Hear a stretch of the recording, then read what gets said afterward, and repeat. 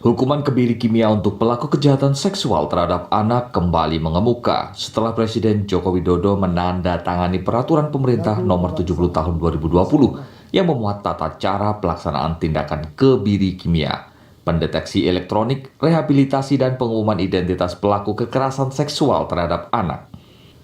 Sejauh ini ada 2 narapidana kejahatan seksual yang telah dijatuhi vonis kebiri. Muhammad Aris, terpidana pemerkosaan 9 anak di bawah umur di Mojokerto, divonis 12 tahun penjara dan vonis dikebiri. Seorang terpidana lainnya, Rahmat Slamet Santoso, juga divonis 12 tahun penjara dan hukuman kebiri kimia selama 3 tahun di Pengadilan Negeri Surabaya November 2019 silam karena terbukti mencabuli 15 siswa.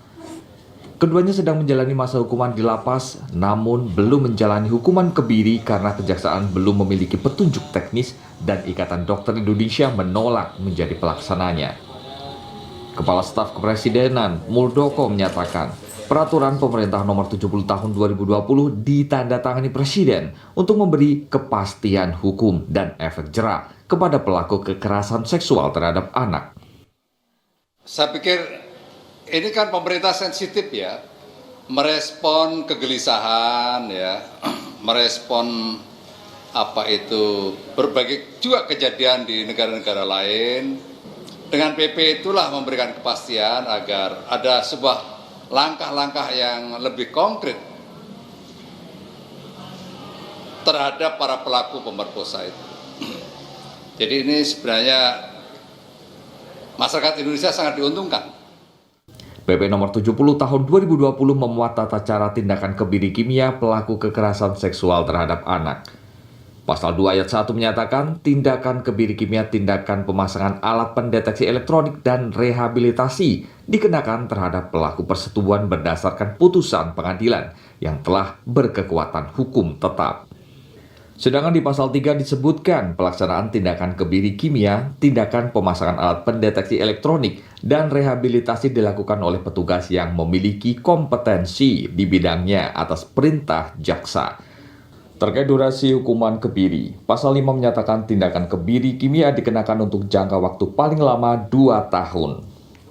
Sementara itu, Komnas HAM meminta agar pemerintah dan DPR mengkaji ulang peraturan pemerintah tentang penerapan hukuman kebiri bagi pelaku kejahatan seksual terhadap anak. Menyikapi hal ini tentu saja ini merupakan upaya untuk memastikan bagaimana penanganan terhadap kekerasan seksual terhadap anak dilakukan di tataran penegakan hukum.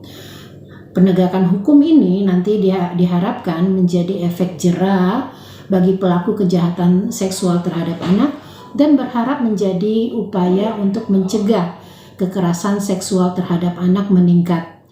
Berbeda dengan KPAI, Komnas HAM pun punya pandangan lain. Komnas HAM menilai penerapan hukuman kebiri merupakan bentuk penyiksaan dan bertentangan dengan hak asasi manusia. Kami memberikan apresiasi kepada pemerintah yang telah mempertimbangkan beberapa aspek lainnya, tidak semata-mata hukuman kebiri kimia. Namun, Komnas HAM tetap berpendapat bahwa penghukuman kebiri kimia merupakan salah satu bentuk penyiksaan yang tidak sesuai dengan prinsip hak asasi manusia, sebagaimana diatur dalam Undang-Undang Dasar 45 serta dalam Konvensi Anti Penyiksaan yang sudah kita ratifikasi. Indonesia telah mensahkan aturan mengenai hukuman kebiri untuk predator anak sejak tahun 2016, namun hingga kini belum ada terpidana yang dikebiri. Indonesia tidak sendiri, ada sejumlah negara di Indonesia yang menerapkan hukuman kebiri kimia dengan ketentuan tertentu. Mereka yakni Inggris yang mengadopsi hukuman kebiri sejak tahun 1950-an dan Amerika Serikat memberlakukannya di 10 negara bagian. Selain itu ada Korea Selatan yang menjadi negara Asia pertama yang menerapkan hukuman kebiri, Kazakhstan, Rusia, serta Polandia. Tim Liputan Kompas TV. Peraturan pemerintah mengenai aturan pelaksanaan hukuman kebiri kimia bagi predator anak dinilai bisa menimbulkan efek jera. Namun hukuman kebiri kimia juga dinilai melanggar hak asasi manusia. Apakah aturan hukuman kimia ini akan berhasil membuat jera dan mencegah kejahatan seksual terhadap anak yang saat ini memasuki masa yang kritis? Untuk membahasnya sudah bergabung secara daring Komisioner Komnas Perempuan Siti Aminah Tardi, ada tenaga ahli utama Kantor Staf Presiden Ali Mohtar Ngabalin, dan psikolog forensik Reza Indragiri. Selamat pagi, Bu Ami, Mas Reza, Bang Ali. Selamat pagi. Ya, selamat pagi. Saya ke Bang Ali dulu. Bang Ali, ini sesuatu yang sudah beberapa lama ini dibahas memang, dan pro dan kontra sudah muncul sejak awal pembahasan. Tapi akhirnya Presiden Jokowi memutuskan untuk menandatangani undang-undangnya atau peraturan ini. Apa yang menjadi latar di balik, mungkin Anda bisa menceritakan pembahasan yang akhirnya berujung pada keluarnya tata cara hukuman kebiri ini, sehingga diputuskan bahwa ini akan menjadi salah satu cara yang dipilih dan akan efektif. Ya, terima kasih ya. Yang paling pertama untuk harus kita mengerti ya, karena disaksikan oleh seluruh rakyat Indonesia di Kompas TV pagi ini, peraturan pemerintah ini adalah ditetapkan oleh Bapak Presiden pada tanggal 7 Desember 2020 kemarin. Saya ingin mengatakan ini kepada publik ya, itu artinya bahwa selama 4 tahun ya, mulai sejak ditetapkannya undang-undang pemberlakuan undang-undang perlindungan anak ini, kan kita tahu awalnya itu kan dari peraturan pemerintah pengganti Undang-Undang Nomor 1 tahun 2020, kemudian penetapan undang-undang ini. Suka atau tidak suka, dalam setiap penetapan sebuah undang-undang itu ada peraturan turunannya. Maka dalam peraturan pemerintah Nomor 17 ini, ya, tahun 2016 ini adalah untuk melaksanakan ketentuan pasal 81 A yang ada di dalam undang-undang itu, utamanya di ayat 4 dan pasal 82 A di ayat 3 dari Undang-Undang Nomor 17 ya 2016 itu. Karena itulah maka seperti kita ketahui bahwa perbincangan masalah ini dengan penetapan vonis terhadap pelaku selama 4 tahun itu terjadi kekosongan. Karena itulah maka jelas pernyataan Bapak Presiden bahwa penyusunan undang-undang ini, penetapan peraturan pemerintah ini juga tidak serta-merta, punya pertimbangan-pertimbangan dari berbagai aspek, termasuk diantaranya ketika bicara tentang hak asasi manusia. Kita tahu Indonesia merupakan salah satu negara yang ikut serta dalam menandatangani Declaration of Human Rights, penandatanganan deklarasi itu, dan itu menjadi pertimbangan, termasuk mungkin etik yang juga dibicarakan oleh banyak dokter. Tetapi yang saya mau katakan bahwa upaya-upaya ini dilakukan tidak ada lain adalah untuk memberikan satu efek jerah terhadap para pelaku-pelaku yang luar biasa masifnya belakangan ini. Nah, pada posisi inilah maka pemerintah harus membuat peraturan pemerintah, kemudian dengan ketentuan undang-undang yang telah ditetapkan. Karena untuk apa? Untuk pertimbangan masa depan generasi kita. Anak-anak kita, Pak. Bayangkan itu, kalau kita membicarakan mengenai hak-hak asasi manusia, kemudian kita abaikan hak-hak anak-anak ini untuk hidup dengan masa depan mereka. Kemudian orang bisa melakukan para predator-predator itu kemudian melakukan hal-hal yang merusak harkat dan martabat mereka untuk kepentingan hidup dan kehidupan anak-anak Indonesia. Saya kira ini yang menjadi pertimbangan paling mendasar, sehingga Bapak Presiden tidak ragu, ya, Presiden Joko Widodo tidak ragu untuk menandatangani dan menetapkan peraturan pemerintah ini sebagai tata cara, ya, tata cara susunan ke bawahnya, peraturan di bawah undang-undang untuk bagaimana pelaksanaannya. Jadi ya, nanti saya kira memang hanya memenuhi ahli Bang Reza, kemudian ada Mbak Ami juga. Kita lihat nanti bagaimana pembahasan. Sekarang undang-undangnya sudah ada, peraturan pemerintahnya sudah ada.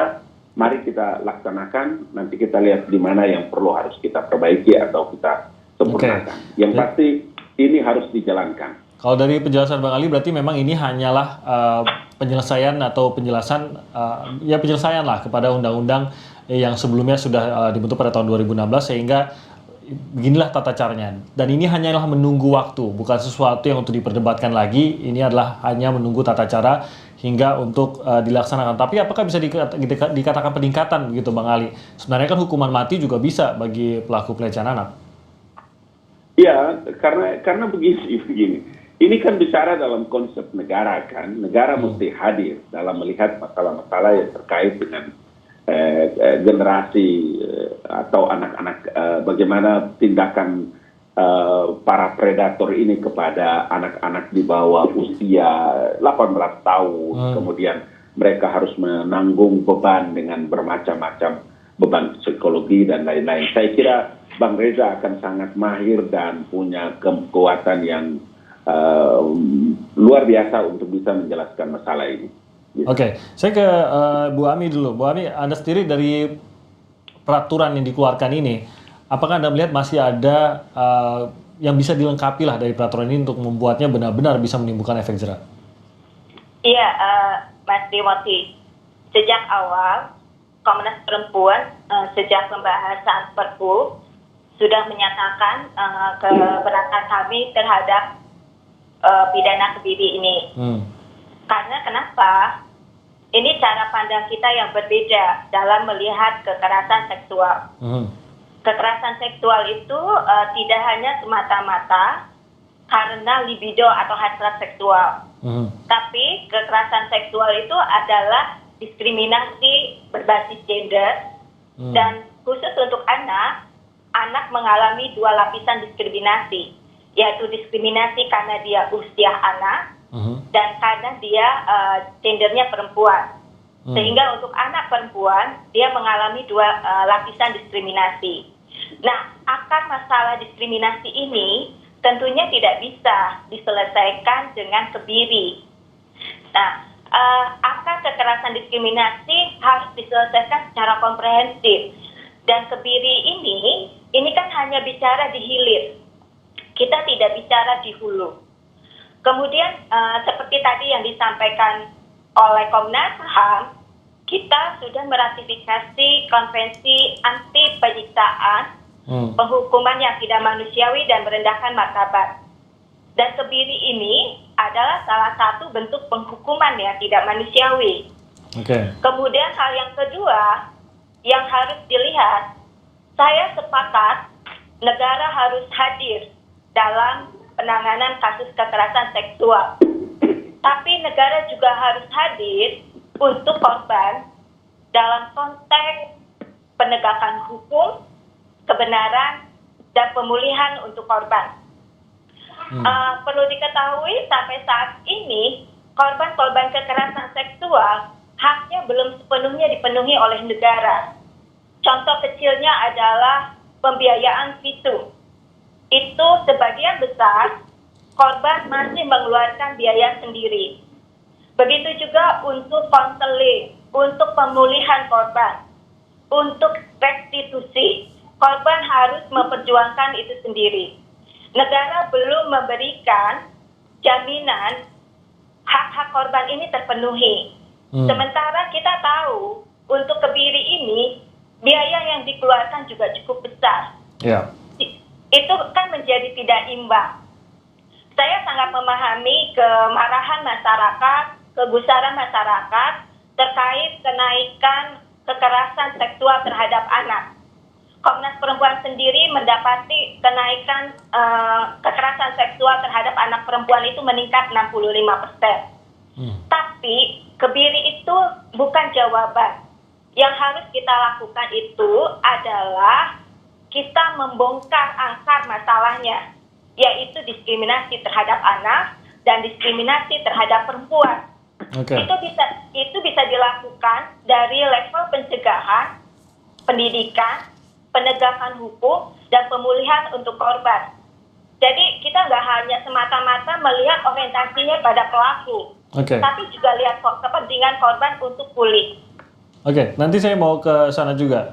Tapi saya beralih dulu ke Mas Reza. Anda sendiri memiliki pendapat mengenai hukuman kebiri ini dan tampaknya ada beberapa poin yang kalau saya baca dari rilis Anda sendiri, tampaknya justru harus menjadi perhatian juga. Seperti misalkan kalau ia adalah pelaku anak-anak, justru pada saat ia keluar dewasa maka ia bisa jadi akan lebih buas lagi dalam kata-kata tersebut untuk mencari korban dan lain-lain. Catatan Anda sendiri terhadap peraturan ini bagaimana?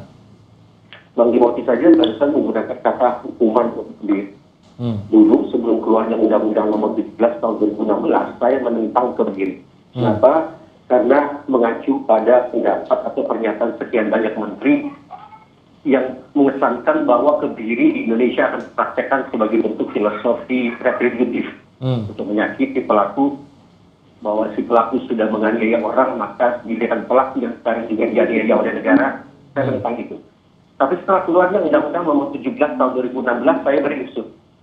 Kenapa?